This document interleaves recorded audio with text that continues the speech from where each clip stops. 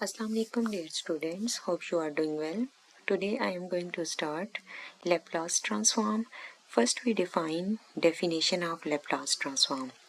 Let f of t be a continuous and single valued function of real variable t defined for all t और आपके पास जो domain है वो आपके पास क्या गिवन है टी आपके पास क्या होना चाहिए greater than zero less than infinity F of T आपके पास क्या होना चाहिए continuous and single valued function of real variable T defined for all T t is greater than 0 and less than infinity and of exponential order, then Laplace transform of f of t is denoted by Laplace transform of f of t or f bar s or capital F of s is given by Laplace transform of f of t is equal to 0 goes to infinity e raised to power minus ft e raised to power minus st f of t dt।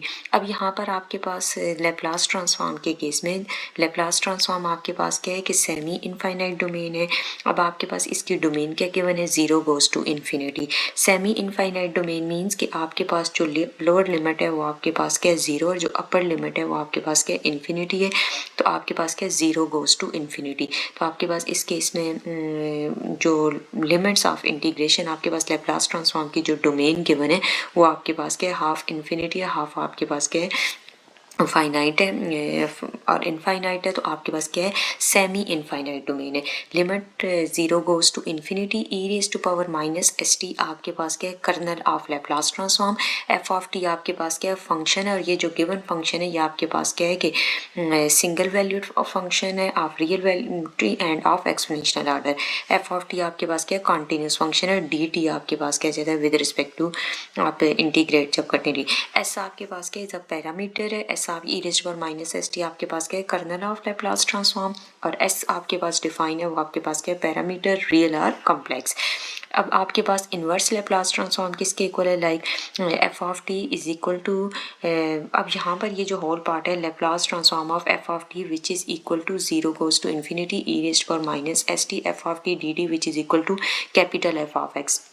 अब आपके पास F of T just किसके इक्वल होता है Laplace inverse of t, Laplace inverse of f bar of S.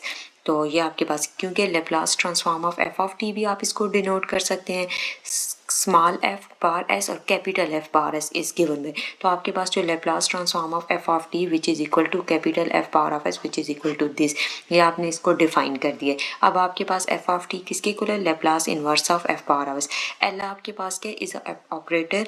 अब यहाँ पर आपके पास एल जो है वो आपके पास ऑपरेटर यूज किया जाता है लैप्लास ट्रांसफॉर्म को which transform of F of T into F of S.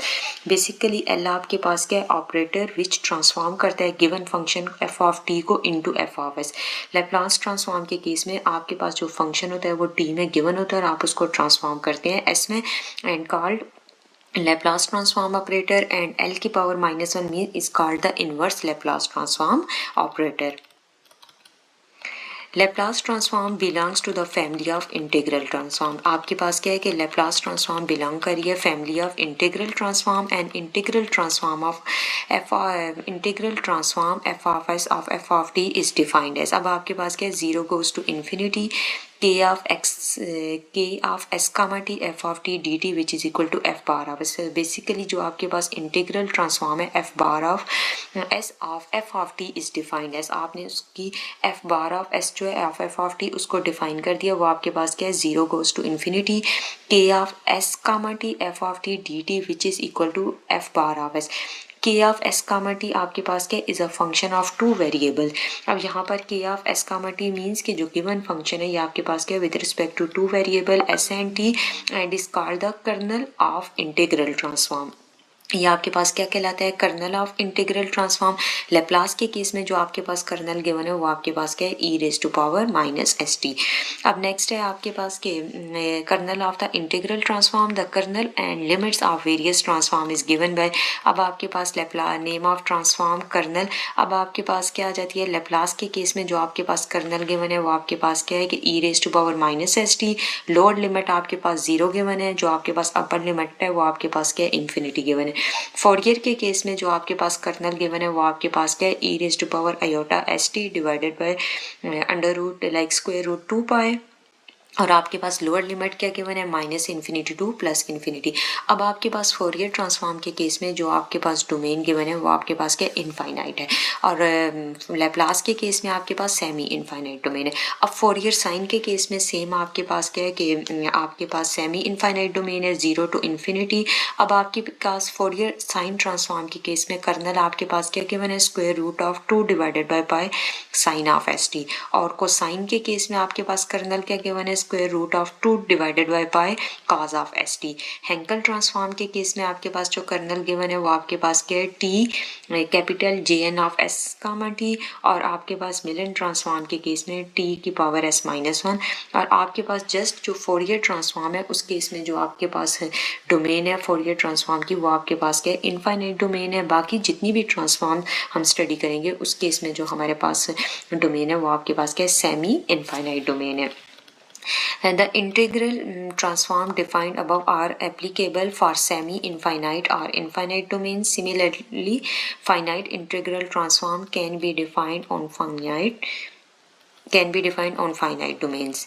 Next आपके पास थ्योरम है। थ्योरम आपके पास क्या है, if f of t is a piecewise continuous in the range is the piecewise let f of t is a piecewise continuous function in the range of t greater than or equal to 0 and is of exponential order r, then Laplace transform f bar of s of f of t exists for all s greater than r. As f of t, इसका proof आपके पास क्या है कि F of T आपके पास क्या है, is the piece wise continuous function in the domain आपके पास क्या गिवन है, t greater than are equal to 0। Then f bar of s आपके पास क्या 0 goes to infinity E raise to power -st F of T D t f bar of s equal to 0 to t n T.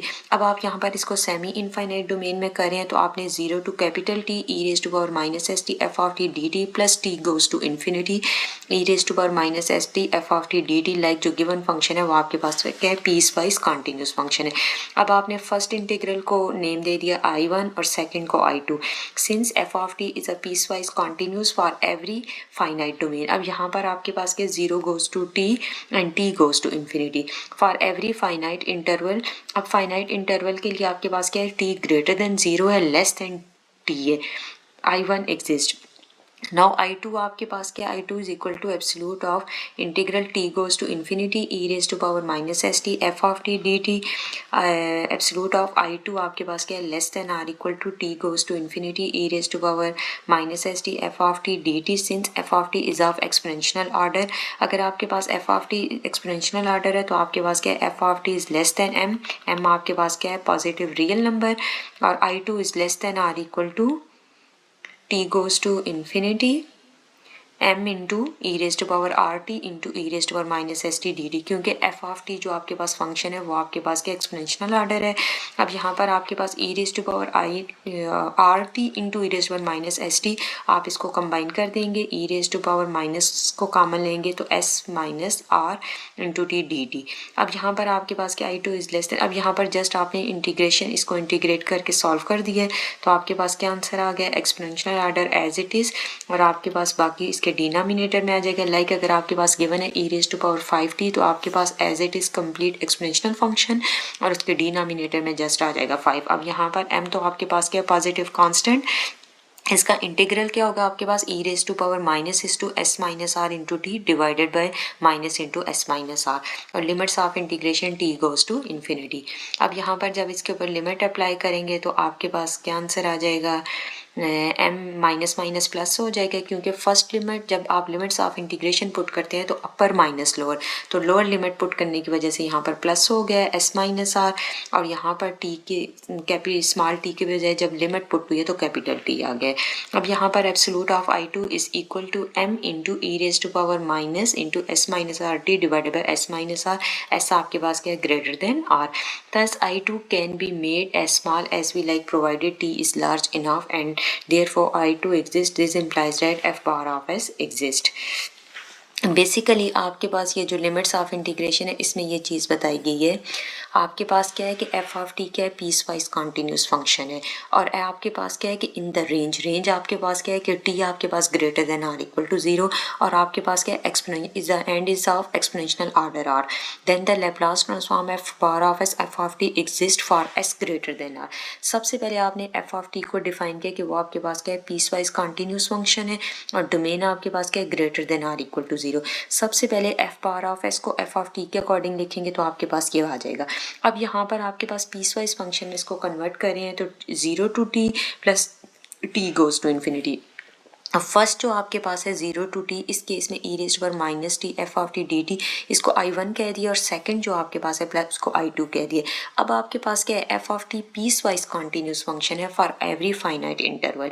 तो finite interval के लिए F of T piecewise continuous function है, तो यहाँ पर ये बात satisfied हो रही है। जो गिवन टी है वो ग्रेटर देन 0 है, लेस देन टी, तो I1 तो आपके पास एग्जिस्ट कर रहा है। I2 के केस में जो आपके पास लिमिट्स ऑफ इंटीग्रेशन है वो क्या है, सेमी इनफाइनाइट है। अब आप I2 को कैसे प्रूव कर रहे हैं, absolute of I2 which is equal to absolute of t goes to infinity e raised to power minus st dt। अब यहाँ पर f of t को आपने एक्सपोनेंशियल ऑर्डर फंक्शन सपोज करना है, तो आपने क्या किया है, absolute of f of t is less than this one, फिर आपने उसकी वैल्यूज पुट की हैं, और फाइनली जो आपके पास आंसर है वो आपके पास क्या है कि जो t है वो आपके पास larger and enough, therefore I2 exist, f bar of s exist. Next है आपके पास transform of some ordinary function.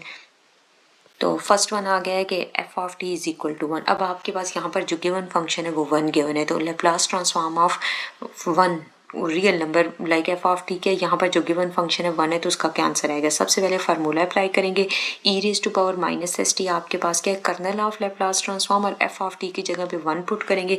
यहाँ पर सिंपल आ जाएगा, Laplace transform 1 mean constant function की क्या आएगी, E raise to power minus S T divided by minus S, limits of integration 0 goes to infinity, -1 over S constant है बाहर आ जाएगा, E raise to power minus S T के ऊपर आप लिमिट्स ऑफ इंटीग्रेशन पुट करेंगे। जब भी लिमिट्स ऑफ इंटीग्रेशन पुट करेंगे तो आपके पास क्या होगा, अपर माइनस लोअर। अब यहाँ पर आपके पास क्या है, ई की power minus infinity minus E raise to power 0, E raise to power 0 1 है। अब यहाँ पर माइनस इन्फिनिटी है, आपको इसको कन्वर्ट कर सकते हैं 1 divided by infinity, 1 over infinity equal to 0, E raise to power equal to 0 equal to 0, like यहाँ पर 1 ओवर इन्फिनिटी आ जाएगा, तो 1 यहाँ पर आपके पास सबसे पहले इसको लिखेंगे 1 divided by E raise to power positive infinity, तो आपके पास फिर उसके अकॉर्डिंग इसका आंसर आ जाएगा 0। अब 1 ओवर इन्फिनिटी आ जाएगा, E raise to power infinity mean infinity, 1 over infinity 0, 0 minus 1। अब यहाँ पर जो फाइनल आंसर आ गया है, Laplace transform of constant function always equal to 1 अगर एस, अगर आपके पास जो गिवन फंक्शन है वो आपके पास 3 गिवन है, like F of T equal to 3, तो आपके पास क्या आ जाएगा, Laplace transform of function is equal to 3 over S, फिर 4 ओवर एस उसके according. Thank you so much for watching.